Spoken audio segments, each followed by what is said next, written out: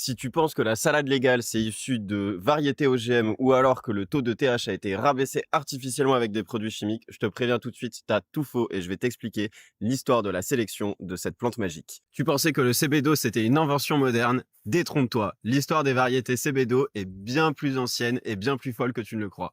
Contrairement à ce qu'on pense, le cébedo existait déjà dans les landraces ancestrales. Les variétés de chanvre industrielles européennes cultivées depuis des siècles pour la fibre contenaient naturellement ce principe actif en très grande quantité. Et non, le cébedo n'est pas créé en laboratoire, contrairement aux légendes urbaines. Les variétés cébedo ne sont pas des OGM ou abaissées artificiellement en TH. C'est 100% naturel. Ces variétés descendent directement des croisements entre les anciennes landraces riches en cébedo, comme les chanvres européens ou certaines variétés afghanes, et avec des génétiques modernes, tout se fait en fait par sélection naturelle, comme ce que faisaient nos grands-parents avec n'importe quel légume. Mais là, arrive la prohibition. Pendant des décennies, la recherche se focalise uniquement sur le TH. Le cébedo, lui, tombe totalement dans l'oubli.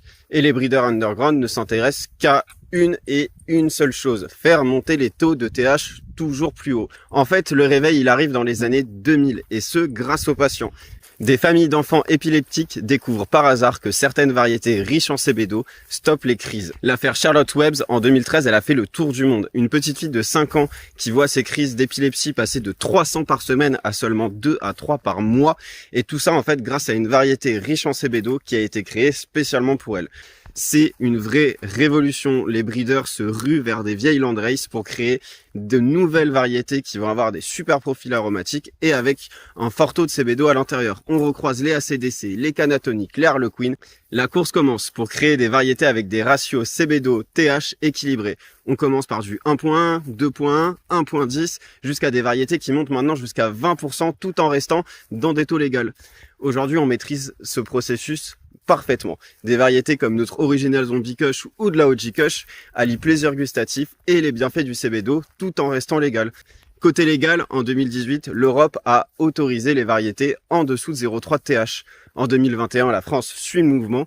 Tout ce qui devient underground maintenant devient mainstream. Et cette légalisation a permis à beaucoup de breeders d'augmenter les moyens de recherche pour la sélection.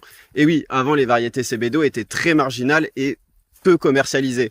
Maintenant qu'il y a cette légalité, beaucoup de professionnels sont à la recherche de ces semences, ce qui permet aux breeders de pouvoir créer des variétés de mieux en mieux. Et c'est ce qu'on peut voir. Depuis 5 ans, la qualité des variétés cébedo ne fait que exploser.